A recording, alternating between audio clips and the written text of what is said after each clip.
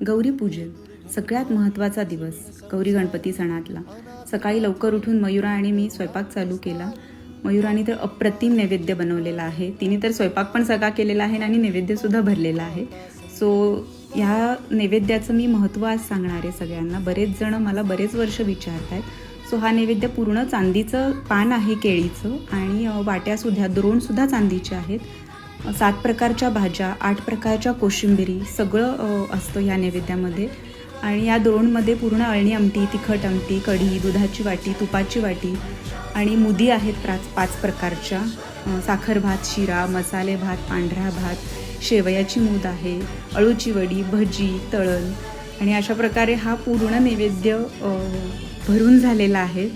महत्त्व असं आहे की या नैवेद्याचं की वर्षभर आपण जे जे काही जेवणातले पदार्थ खातो ते गौरीला आपण म्हणजे वाढायचे असतात. म्हणून हा पूर्ण महान नैवेद्य बनवायची प्रथा आहे आमच्या वाड्यामध्ये.